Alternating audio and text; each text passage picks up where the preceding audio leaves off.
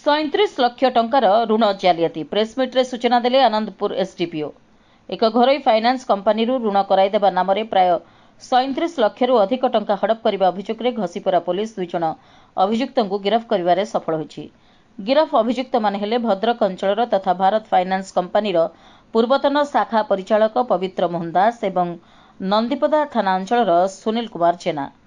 ଅଭିଯୁକ୍ତମାନେ ସାଧାରଣ ଲୋକଙ୍କୁ ଋଣ କରାଇଦେବାର ପ୍ରଲୋଭନ ଦେଖାଇ ସେମାନଙ୍କଠାରୁ ବିଭିନ୍ନ କାଗଜପତ୍ର ସଂଗ୍ରହ କରିଥିଲେ ଏବଂ ପ୍ରାୟ 42 ଜଣଙ୍କ ନାମରେ ଜାଲିଆତି କରି ଋଣ ଉଠାଇ ସେହି ଅର୍ଥକୁ ନିଜେ ଆତ୍ମସାତ କରିଥିବା ଅଭିଯୋଗ ହୋଇଥିଲା।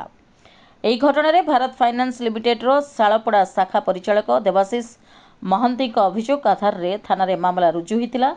ଘସିପୁରା ପୋଲିସ ଘଟଣାର ତଦନ୍ତ କରି ପୂର୍ବରୁ ସୁନିଲ କୁମାର ଜେନାକୁ ଗିରଫ କରିଥିବା ବେଳେ ଗୁରୁବାର ପୂର୍ବତନ ଶାଖା ପରିଚାଳକ ପବିତ୍ର ମୋହନ ଦାସକୁ ଗିରଫ କରି କୋର୍ଟ ଚାଲାଣ କରିଛି। ଗୁରୁବାର ଘସିପୁରା ଥାନା ପରିସରରେ ଆନନ୍ଦପୁର ଏସ୍ଡିପିଓ କମଳ କୁମାର ପଣ୍ଡା ଏବଂ ଥାନା ଅଧିକାରୀ କିଶୋର ପ୍ରଧାନଙ୍କ ଉପସ୍ଥିତିରେ ଆୟୋଜିତ ଏକ ସାମ୍ବାଦିକ ସମ୍ମିଳନୀରେ ଏହି ବଡ଼ ଧରଣର ଠକେଇ ସମ୍ପର୍କରେ ସବିଶେଷ ସୂଚନା ପ୍ରଦାନ କରାଯାଇଛି।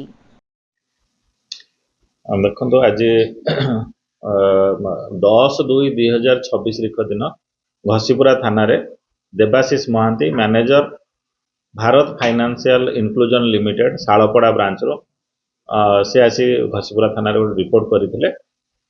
এই ରିଲେଟେଡରେ ଘସିପୁରା ଥାନା କେସ୍ ନମ୍ବର 57/26 ଗୋଟେ କେସ୍ ରୁଜୁ କରାଯାଇଥିଲା। ଏଥିରେ ଅଭିଯୋଗ ଥିଲା ଯେ ସେତେବେଳର ଯେ ବ୍ରାଞ୍ଚ ମ୍ୟାନେଜର ପବିତ୍ର ମୋହନ ଦାସ ଜଣେ ପ୍ରାଇଭେଟ ପିଲା ଯାହାଙ୍କର ନାଁ ସୁନିଲ କୁମାର ଜେନା ଅଫ ନନ୍ଦିପଦା, ଏ 2 ଜଣ ମିଶି 157 ଜଣ ଲୋକଙ୍କୁ ଲୋନ୍ ସାଂକ୍ସନ କରିଥିଲେ ଏବଂ ସେଇ ମର୍ଚାଣ୍ଟ ଲୋନ୍ ସାଂକ୍ସନ କରିଥିଲେ ଏବଂ ସେମାନଙ୍କର ଲୋନ୍ ଟଙ୍କା ଲୋକମାନଙ୍କୁ ନ ଦେଇ ନିଜେ ଆତ୍ମସାତ କରିଥିଲେ। ପରବର୍ତ୍ତୀ ସମୟରେ ଆମେ এই କେସ୍ ସଂକ୍ରାନ୍ତରେ ନନ୍ଦିପଦାର ସୁନିଲ କୁମାର ଜେନାଙ୍କୁ ଗିରଫ କରିଥିଲୁ। ଆଜି এই କେସ୍ର ମୁଖ୍ୟ ଅଭିଯୁକ୍ତ ଭାରତ ଫାଇନାନ୍ସ କମ୍ପାନୀର ପୂର୍ବତନ ବ୍ରାଞ୍ଚ ମ୍ୟାନେଜର ପବିତ୍ର ଦାସ ଯାହାଙ୍କର ଘର ବନ୍ଧଗାଁ ଥାନା ରୁରାଲ ଜିଲ୍ଲା ଭଦ୍ରକ ତାଙ୍କୁ ଗିରଫ କରାଯାଇଛି। ଏଥିରେ ସମୁଦାୟ ମିସାପ୍ରୋପୋର୍ସନ ମନି ହେଉଛି 36 ଲକ୍ଷ ଟଙ୍କା ଏବଂ କିଛି ଲୋକଙ୍କର ଟଙ୍କାକୁ ଏମାନେ ନିଜେ ମଧ୍ୟ ସୁଜି ଦେଇଛନ୍ତି କାହିଁକି ନା ଧରା ପଡ଼ିଯିବା ଭୟରେ କିଛି ସୁଜି ଦେଇଛନ୍ତି।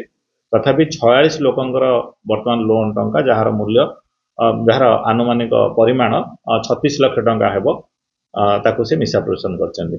ତେଣୁ ସମୁଦାୟ এই କେସ୍ରେ 2ଟି ଆକ୍ୟୁଟ୍ ଆମେ 2 ଜଣଙ୍କୁ ଗିରଫ କରିଛୁ ଏବଂ ଆଜି ତାଙ୍କୁ କୋର୍ଟ ଫରୱାର୍ଡ କରାଯିବ। ମିସାପ୍ରୋପୋର୍ସନ ଆମାଉଣ୍ଟ ବହୁତ ଅଧିକ ଥିଲା। ସେ ପୋଲିସର ଗିରଫ ଭୟରେ କିଛି କିଛି ସୁଜି ଦେଇଛନ୍ତି କିନ୍ତୁ ସବୁଯାକ ସୁଜିବା ପାଇଁ ସମ୍ଭବପର ହୋଇପାରେ।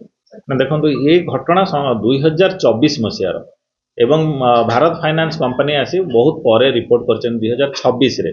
ତେଣୁ ଅଭିଯୁକ୍ତମାନଙ୍କ ପାଖରେ ଏ ବାବଦରେ କୌଣସି ଟଙ୍କା ଆମେ ସିଜର କରିନାହୁଁ, ତାକୁ ସେ ମିସାପ୍ରୋପୋର୍ସନ